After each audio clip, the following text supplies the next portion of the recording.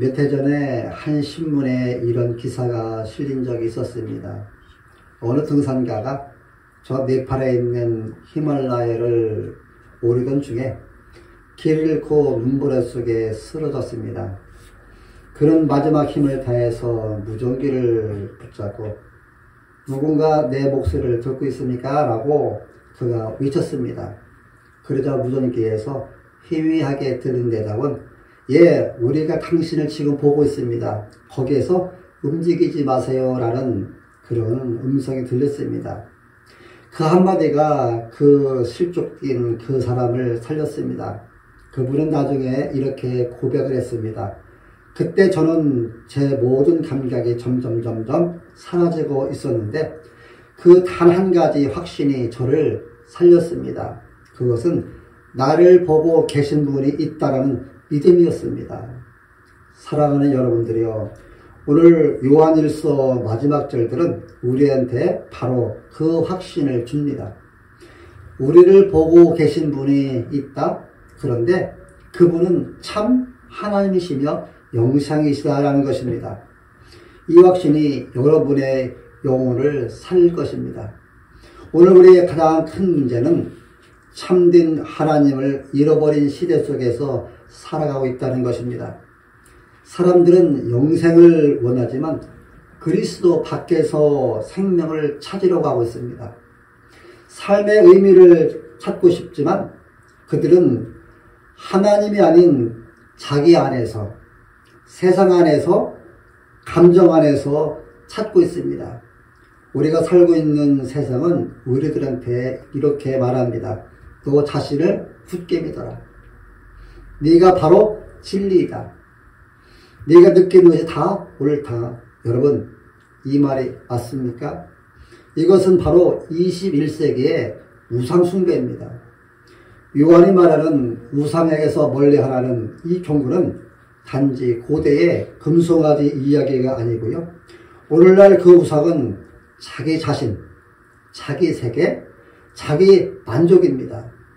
우리는 하나님께 속했다고 말하면서 실제로는 세상에 속한 방식으로 살아갑니다. 우리는 예수를 믿는다고 하지만은 그분이 우리의 중심이 아닌 삶의 한 부분으로만 남아 있습니다. 이것이 바로 우리의 문제입니다. 참 하나님을 아는 지식은 사라지고 가짜 신앙, 감정 중심의 신앙, 자기 우상화된 신앙이 우리의 마음과 삶에 자리 잡고 있습니다. 사랑하는 여러분들이요, 무엇이 우리를 이렇게 만들었습니까? 왜 우리는 참 하나님을 안다고 하면서도 여전히 세상의 거짓신을 따르는 것입니까? 그러면 어떻게 우리는 다시 참 하나님이시여 영생이신 그리스도께로 돌아갈 수 있겠습니까? 요한일서 5장 18절로 22절은 요한이 자신의 서신 전체를 마무리하면서 마치 마지막 불빛처럼 세 가지 우리가 아는 것이란 세 부분에 걸쳐서 선언하는 본문입니다. 요한은 우리가 아는 것이라는 반복된 표현을 통해서 진리의 확신 위에 서 있는 신자의 정체성을 강조하고 있습니다. 그가 말하는 아는 것은 단지 머리로 동의하거나 단순한 지식이 아니라 하나님과의 교제 속에서 관계적인 확신에 따른 체험적 고백이며 삶의 확신입니다. 하나님께로부터 난 자는 다 범죄하지 아니하는 줄을 우리가 아노라.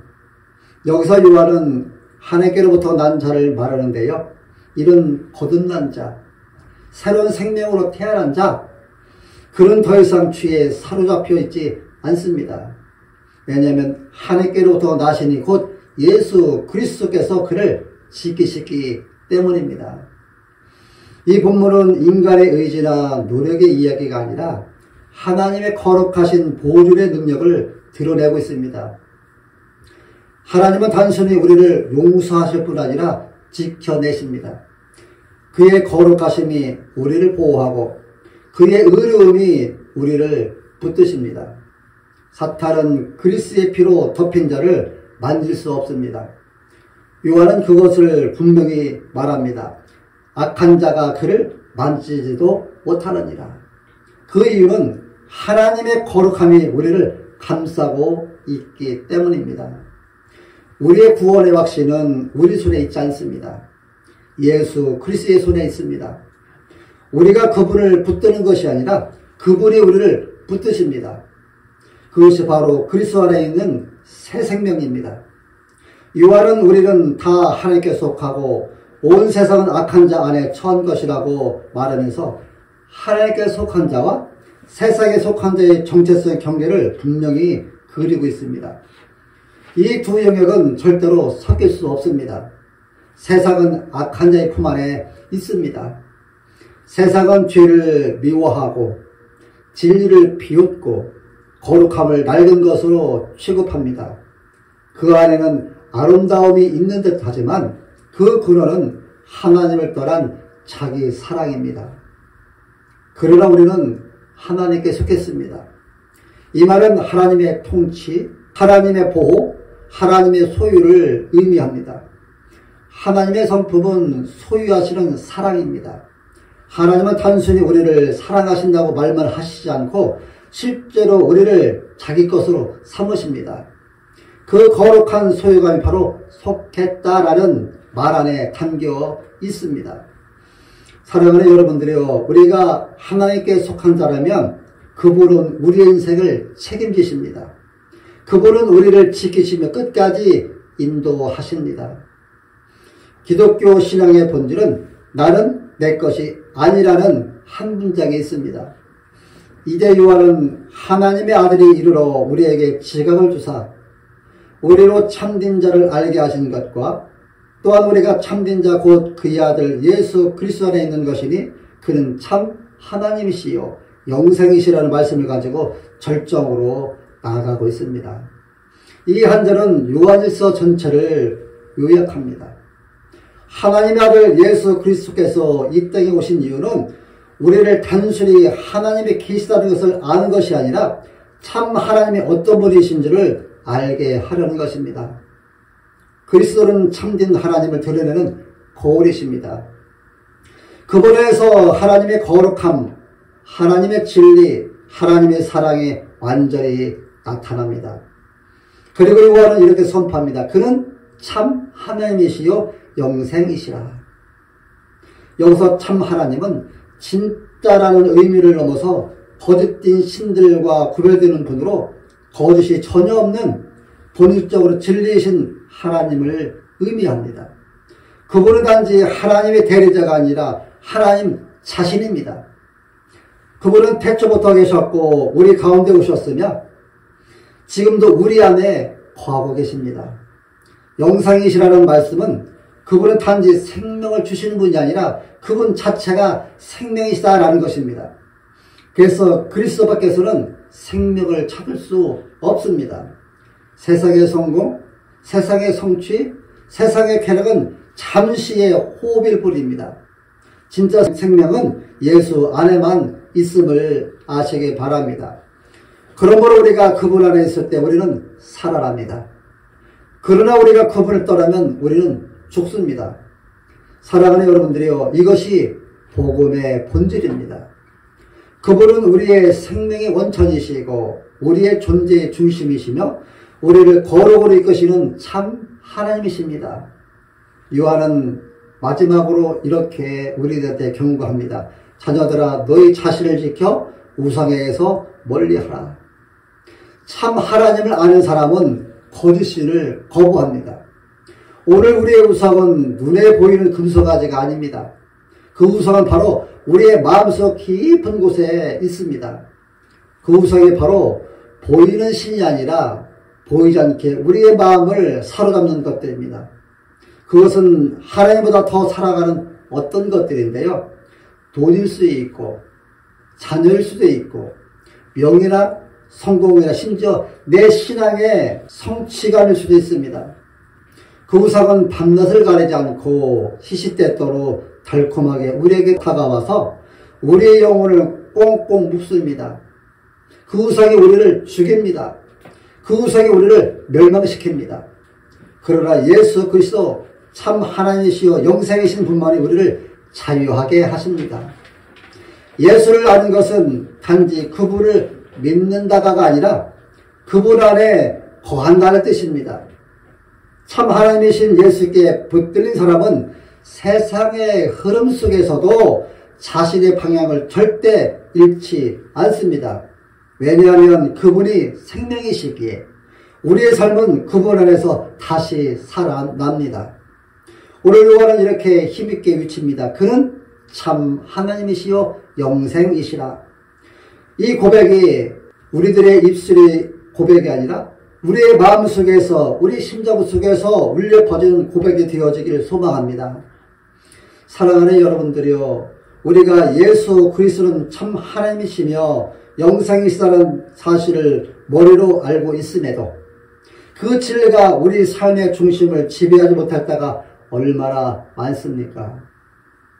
우리는 예수를 믿는다고 고백하면서도 여전히 세상이 주는 그 안정감, 세상이 주는 인정, 세상이 주는 물질이나 성취에서 영생을 찾으려고 합니다. 그것이 오늘 우리의 영적인 딜레마입니다. 오늘 우리의 마음은 이중 중심을 가지고 있습니다. 주일에는 예수님이 중심이지만 월요일 아침만 되면 내 자신이 중심이 됩니다. 기도할 때는 하나님께 모든 것을 맡긴다고 하면서도 현실의 문제 앞에서는 내 힘으로 내 지혜로 해결하라고 합니다. 이것이 바로 우리를 막는 죄의 본질이요 곧 자기 중심성입니다. 결국 우리는 참 하나님을 믿는다 하면서도 거짓된 영생의 객체품을 붙잡고 있는 것입니다. 이것이 요한이 말하는 세상에 속한 자의 모습이며 바로 우리가 싸워야 할 보이지 않는 우상 숭배인 것입니다.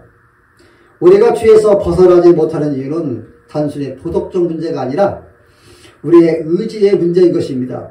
무엇이 더 만족스러운가의 문제입니다. 예수님보다 세상이 더 달콤하게 느껴지는 것입니다. 기도보다 스마트폰이, 예배보다 내 육신의 편안함이, 하나님보다 나의 계획이 더 중요해 보이는 것입니다. 사랑하는 여러분들이요, 우리의 문제는 예수님을 모르는 것이 아니라 예수님을 알지만 더 사랑하지 않는 것입니다. 우리가 앞서 본 대로 우리의 가장 큰 문제는 예수님을 안다고 하면서도 실제로 다른 것을 더 사랑하는 마음입니다. 그런데 바로 그 뒤틀린 사랑의 중심을 바로잡기 위해서 하나님께서 자기 아들이신 예수 그리스도를 이 땅에 보내셨습니다.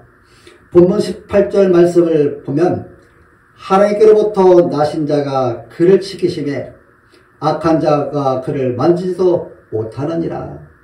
이 말씀은 단순히 예수님이 우리를 보호하신다는 차원의 말씀이 아닙니다. 요한은 지금 예수님이 악한 세력과의 싸움에서 결정적으로 승리하셨다는 복음의 선언을 하고 있는 것입니다. 십자가에서 예수님은 세상과 마귀와 죄의 세력을 완전히 꺾으셨습니다. 그분은 단순히 도덕적 모범이 아니라 하나님 자신의 죄를 위해 대신 죽으신 구속의 중심이 되셨습니다. 우리가 우상에게서 멀리하라는 말씀을 지킬 수 있는 유일한 길은 더 강한 사랑을 만나는 것입니다.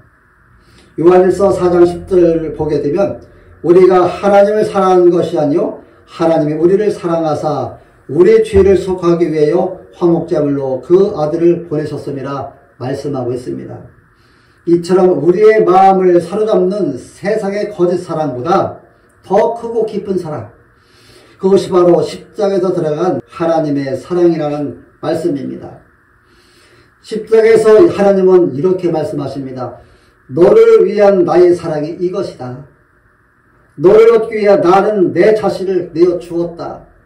이 사랑이 우리를 다시 참 하나님께로 돌이키는 능력입니다.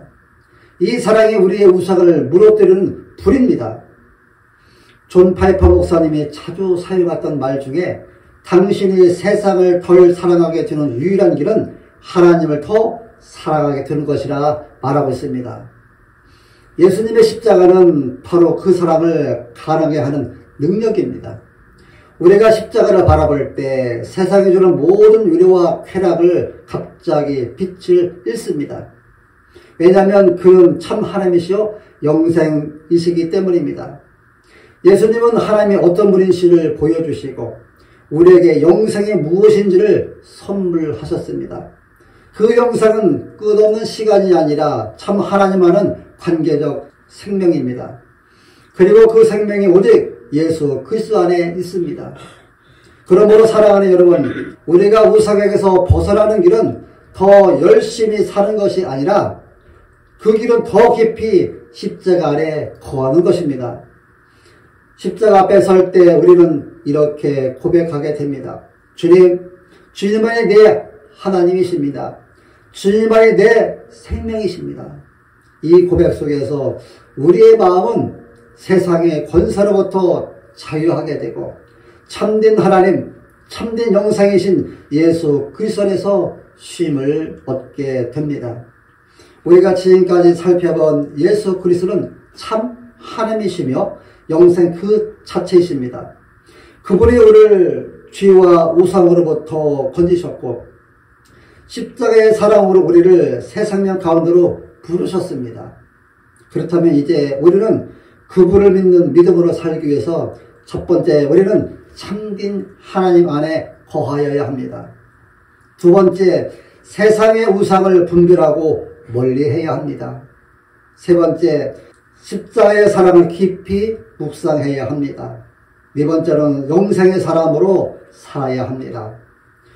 그리스도 안에 거한다는 것은 단순히 그분을 믿는다는 지적 동의가 아니라 그분과의 지속적인 교제 속에서 사는 것을 말합니다.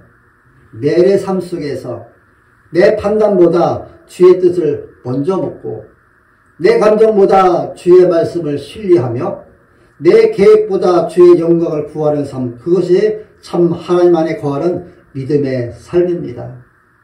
요한복음 15장의 포도나무와 가지처럼 우리가 주님 안에 머물 때만 생명이 흐르고 열매가 맺힙니다.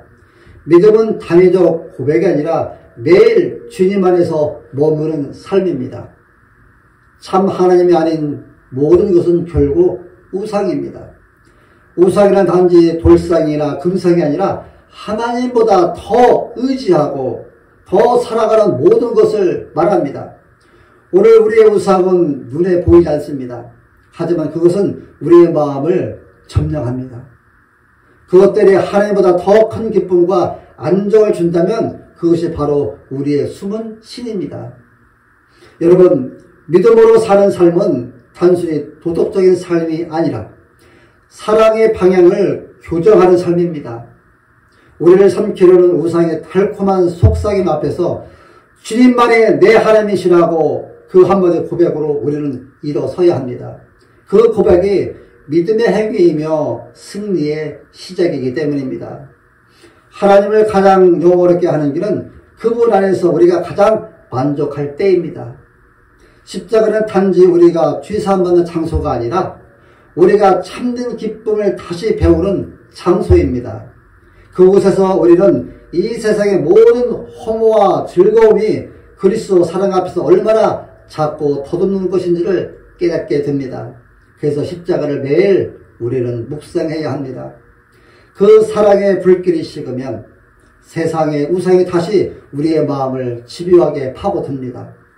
그러나 십자가의 사랑을 바라볼 때마다 우리의 마음은 다시 깨어납니다. 그는 참 하나님이시요 영상이시라는 한 문장이 우리의 인생의 노래가 되어야 합니다. 사랑하는 여러분, 영상은 죽은 후에야 시작되는 게 아닙니다. 지금 이 순간, 지금 이 시간 예수님을 아는 그 관계 안에서 이미 시작된 생명입니다. 그렇다면 우리는 오늘 이 땅에서 이미 천국 백성답게 살아야 합니다. 세상의 가치가 아니라 복음의 가치로 선택하고 손해를 보더라도 진리를 붙잡고 모든 상황 속에서 하나님을 즐거워하며 사는 것이 바로 참 하나님을 믿는 영생의 삶입니다. 우리가 세상 속에서 다른 향기를 내야 하는데 그것은 바로 예수 그리스도의 생명의 향기를 내야 되는 것입니다. 세상의 어떤 안정도, 어떤 관계도, 어떤 성공도 우리의 생명을 결코 보장하지 못합니다. 오직 예수님만이 참 하나님이시며 우리의 영생이십니다. 라는 이 진리를 붙잡으시길 바랍니다. 사랑하는 여러분들이요, 우리가 그분을 더 사랑하고 우리가 그분에 더 머물며 우리가 그분의 사랑으로 세상을 이기며 살아가십시다. 이 진리를 우리의 마음에 새기십시다. 이 진리가 우리의 하루를 다스리게 하십시다. 그리할 때 세상의 어떤 어둠도 세상의 어떤 것들도 우리를 흔들 수 없습니다. 왜냐하면 예수 그리스도 안에 있는 자는 영원히 안전하기 때문입니다. 프랑스에 한 조각가가 있었습니다. 그는 예수의 얼굴을 조각하려고 하였지만 아무리 노력을 해도 만족하지 못했습니다. 그러던 어느 날 한 소년이 교회에 들어와서 조용히 무릎을 꿇고 기도하는 모습을 보고 그는 깨달았습니다. 아, 저 얼굴이구나. 자신을 잃고 하나님을 바라보는 얼굴, 내가 아니라 하나님을 바라보는 그 얼굴, 그것이 참된 생명 얼굴이다. 그러면서 그는 예수님의 얼굴을 조각하게 되었다는 이야기입니다. 사랑하는 여러분들이요, 예수 그리스도를 바라보십시다. 그분 안에 참 하나님이 계시며 그분 안에 영생이 있습니다. 우리를 지키시는 분, 우리를 속한 자로 삼으시는 분, 우리를 우상에게서 자유하게 하시는 그분이 바로 참 하나님이시요 영생이심을 믿으시기 바랍니다. 그런 은혜로 살아가는 우리 모두가 되어지길 예수님의 이름으로 축원합니다.